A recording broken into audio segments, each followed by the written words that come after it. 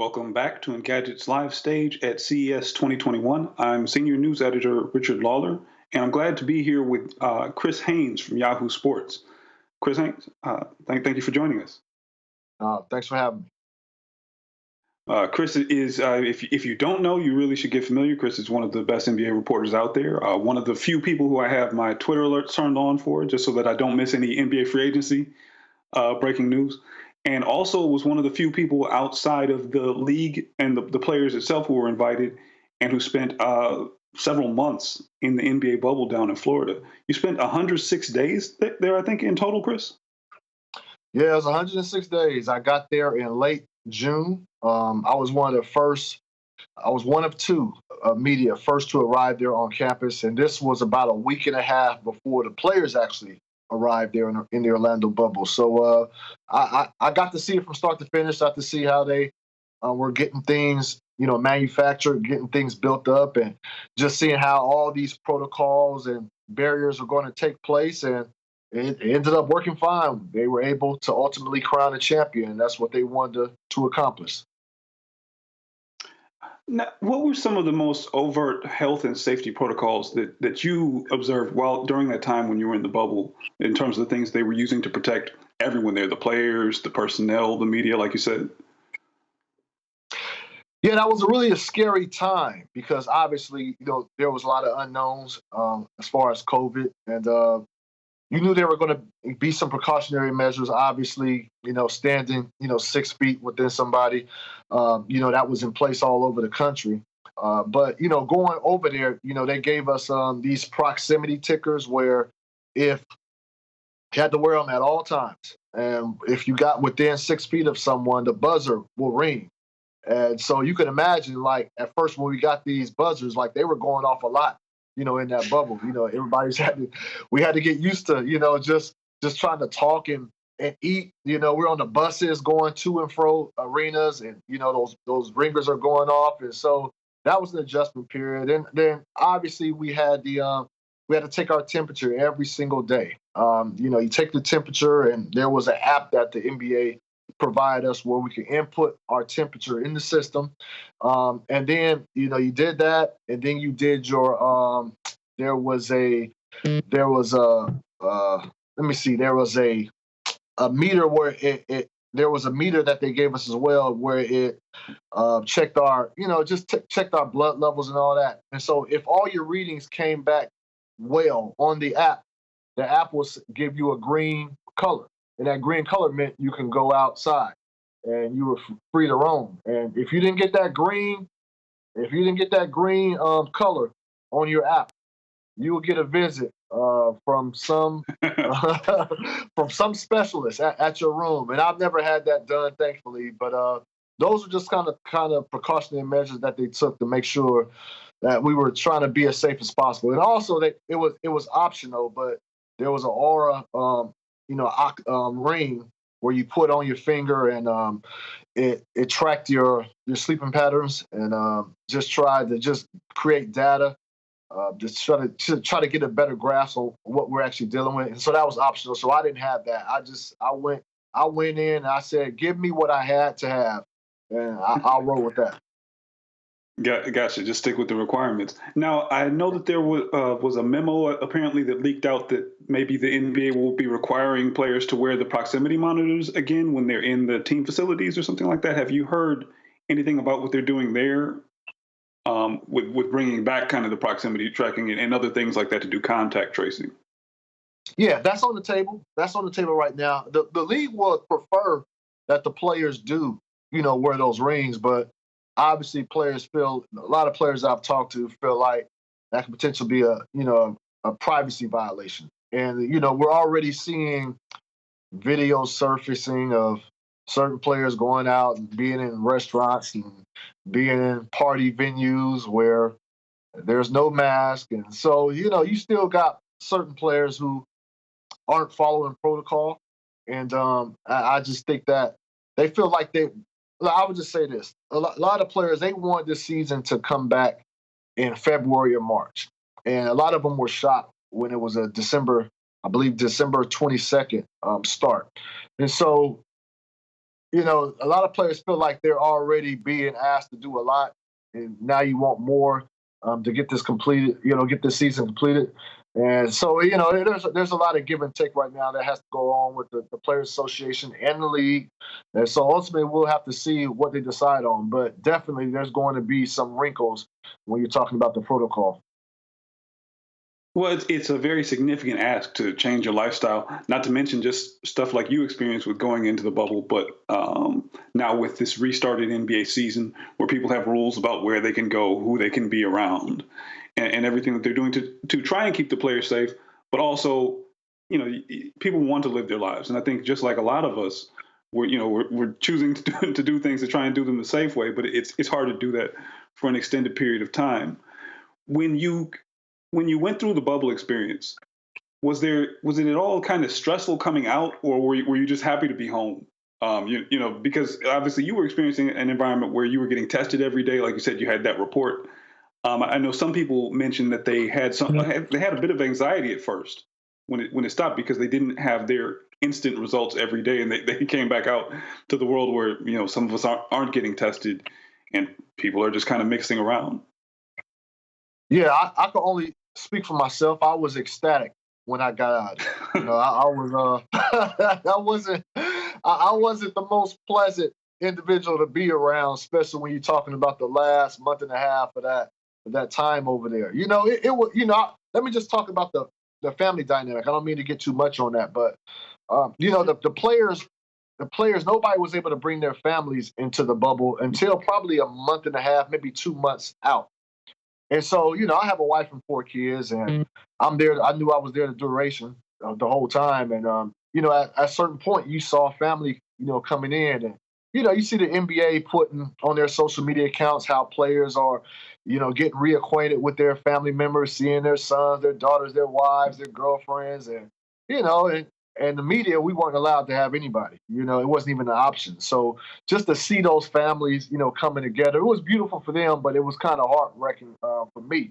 And so I was ecstatic when I got out. But I will say this: after doing all of those safety measures and doing all those testing every day, I forgot we were COVID tested every single day.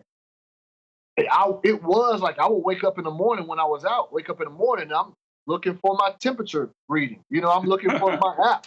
I'm making sure I'm putting like we had those proximity badges. Those are on our media access cards, and so we had to put those on around our necks every day. So I'm finding myself looking for that, like at least like the first week and a half, just looking for that, thinking about going to get tested, because there would be some times where you have to get tested by the end of the day. It didn't matter what time. You just had to make sure you get tested.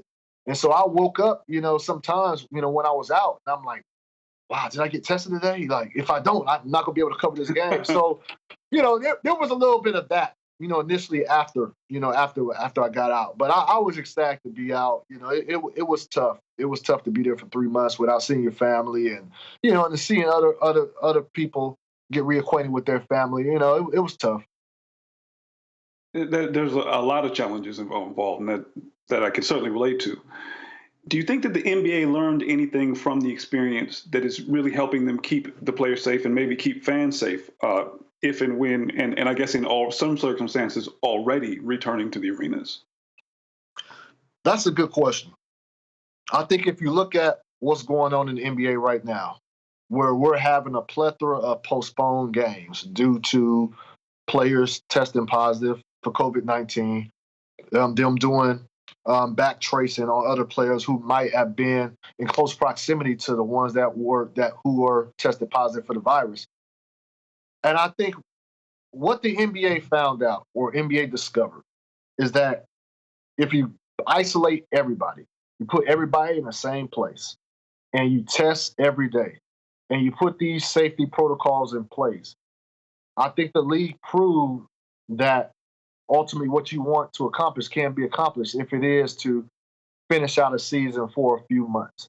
The problem is it's very difficult to convince 450 players that they need to be isolated all in the same spot and be away from their family and friends again. So I think that's the problem we're having right now with the NBA is that, look, they're still trying to implement some of those same rules and testing practices now, but as you see, players are free. Not as free to the extent that they were because there's still places that they can't go, but they are free. And we're seeing these tests, these positive tests, kind of ramp back up. Now, I will say this: the NBA saw this coming. They saw that when the holiday season was over, they felt like they were going to have a spike. So this was something that they intended to happen. And I will say this about the schedule: the NBA has only released the first half of the schedule, which goes up into early March, and then they were going to release the second half of the schedule somewhere close to March. The reason why they did that, they wanted to give themselves just enough cushion because they knew games were going to be postponed. So they want to, buy themselves enough time as much as possible. So then when it's time, they can reschedule some of those games and put them on the second half of the schedule. So the NBA is doing all they can right now, but I think what everybody noticed, and I think it was discovered during the bubble, is that if you want not a surefire, but if you want a close to surefire way of finishing out a season, the bubble is probably the safest way to go. Now, I know from a fan experience, it was kind of weird watching bubble action and even this restarted season, watching players play in empty gyms. Did you hear from the players about how the experience was different playing without fans? Or how was the experience different from you covering the game, where you can't get within 6 feet of the players now and you're in the kind of a completely different environment? Yeah, so let's talk about the bubble real quick. So the bubble, that was obviously just a wake up call from the players. They knew they were going to go into the bubble with no fans, but when they actually got there on the court, and they're so used to just having the fans really pump them up, especially when teams go on runs. When you go on runs, you got the fans kind of motivate you more to extend it out, and that wasn't the case. And you got these fake, artificial, loud, piped in video game fan chants, and it's not the same. You kind of look at the players' reaction, and they're not really reacting to it at all. So that was different. But when I was in the bubble, the access for those that were in there in the green zone was pretty good. We were right there on the court. You got to hear a lot of what was being said on the court, so that kind of helps with your game coverage when you're writing stories. But now the way it's situated now, as far as the access we have, is really no access. We don't have. There's a Zoom call. That's all it is. And there's no access to players. There's no locker room access. There's none of that. And so we're really this is really a new landscape that we're trying to navigate through and trying to figure out what's the best way to go about our jobs. And it's tough. It's tough. And for players, look, there's some players that I know for sure who are really loving this new way of life and not having to deal with the media. So look, I can't knock that, but for us in my profession, it's a tough time we're trying to navigate, and hopefully things will get back to normal soon. But I don't think we'll ever get back to the normal access that we used to have as far as going in locker rooms and things of that nature. I think that's probably going to be shut off for good. Mm. Some things, the more they change, the more they stay the same. Right before we started, I saw a clip of, I think, Danny Green from the night before, where he was walking up the court and somebody was heckling him for going 0 of 10. And he responded saying that he has 3 championship rings. So, that's all he said? I guess, I think he said a little bit more than that.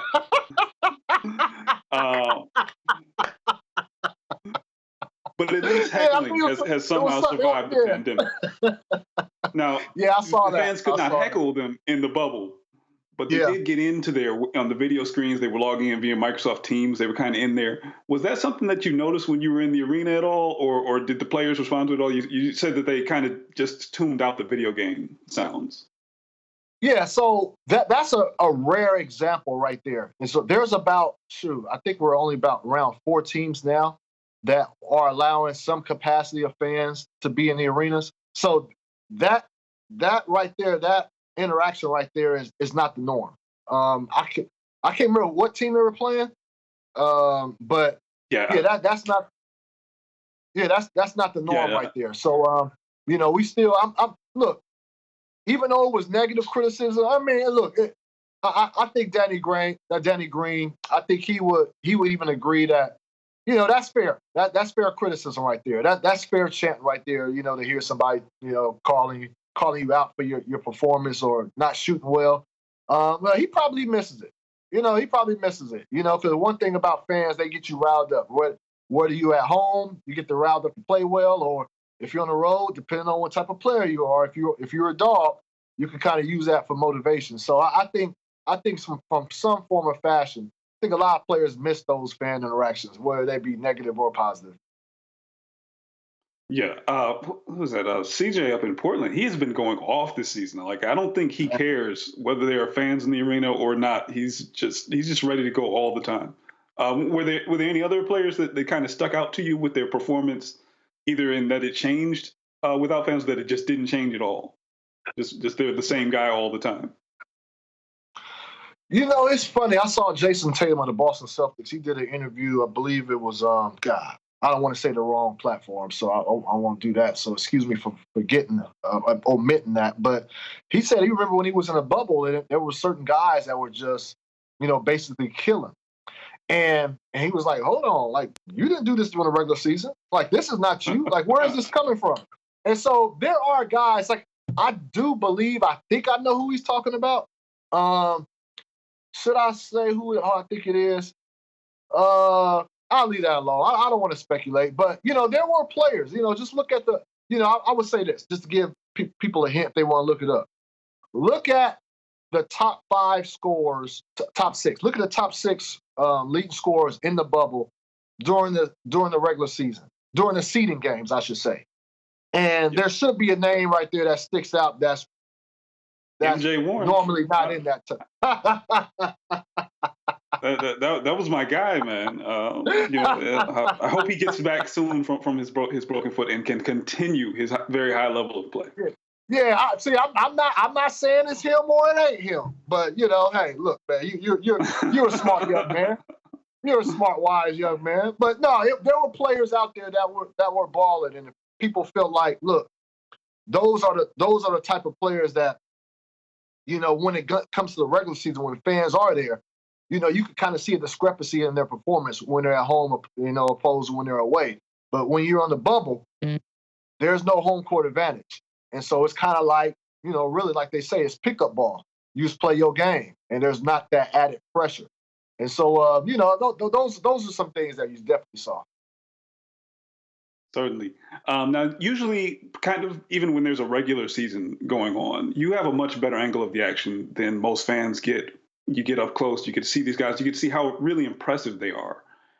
With the bubble, and even in these new games, they've changed the camera angles a bit. Sometimes we see things from a lower angle. I know they experimented with some things like virtual reality, social experiences.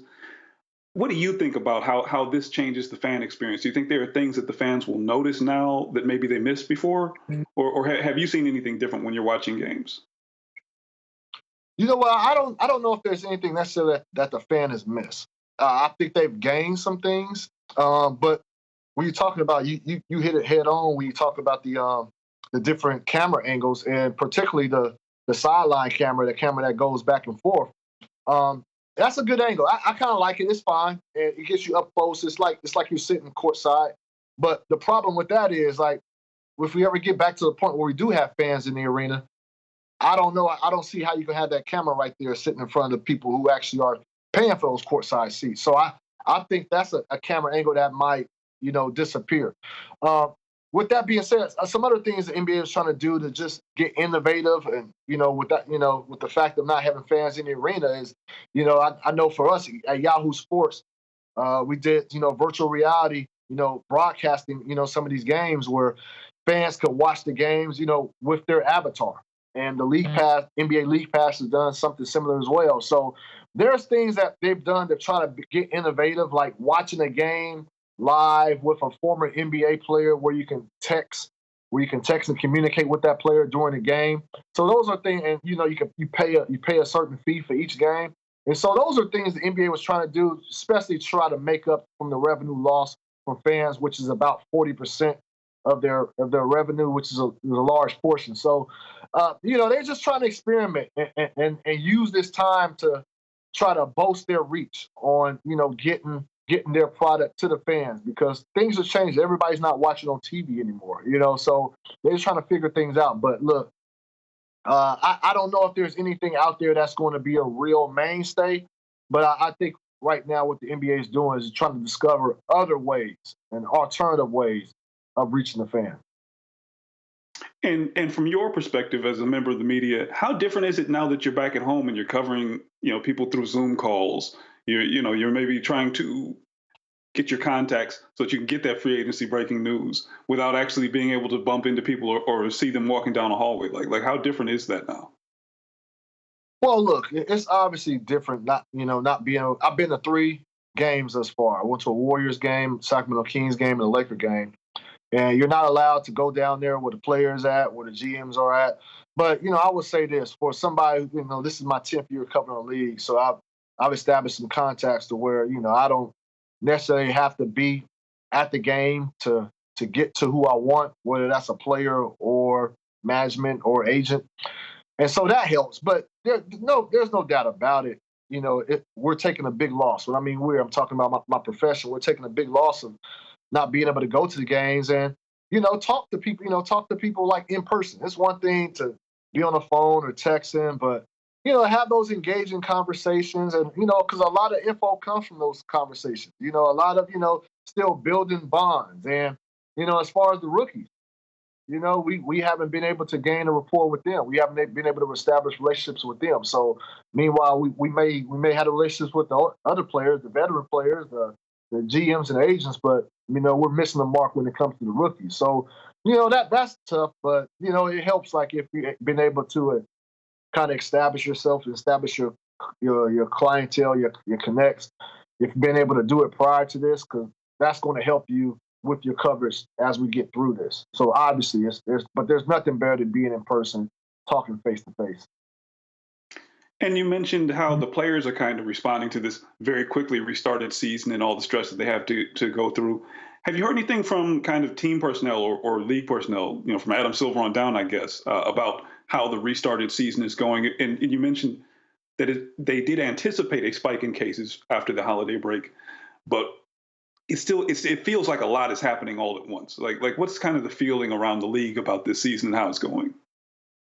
Look, that's the one thing that they're being very mum right now during this process. But I will say this: they put out a statement a few days ago and said, this was anticipated to having these spikes. But I will say this: it has to be a red flag to that, because over the last couple of days, there's been multiple meetings, board of governor meetings with the owners, board of governor meetings within themselves, the Players Association talking to the league, and so. It's a little bit more serious than what the league wants to let on, because we're just having all these meetings all of a sudden, and there's more postponements, like just all in a lump sum within the last week. So there are some issues. I don't think they predicted it to be like this rapid so far. And then you got guys that, and I think they felt like you were gonna have guys that kind of broke the rules or went out and were seen around, but the guys that have done that have been face of the franchise type players. It's one thing to suspend somebody probably named Daniel House, but when you have a James Harden that's out there, you see him out and about wherever he's at, not wearing a mask. When you see Kyrie Irving out, not wearing a mask around a lot of people, that doesn't look good for your league. That doesn't shine well. That doesn't bode well. So, I think the league is not letting on as far as how serious this thing is right now. And we don't know. And we can all, the league anticipates that the things will go back down. We'll see. But I think in order for numbers to go back down, players, management, team execs, team personnel all have to abide by the rule. And if that's not the case, we'll continue to see spikes. And so I think that's what needs to hit home to when you're talking to the players and these team officials. It's a very unique challenge that they're facing. Thank you so much for joining me. Folks, this is my guest, Chris Haynes. You can find him on Twitter at Crispy Haynes. I'm Richard Lawler. You can find me on Twitter at RJCC. And next up, we'll have Devendra Hardawar talking to Asus about the future of gaming laptops. Thank you.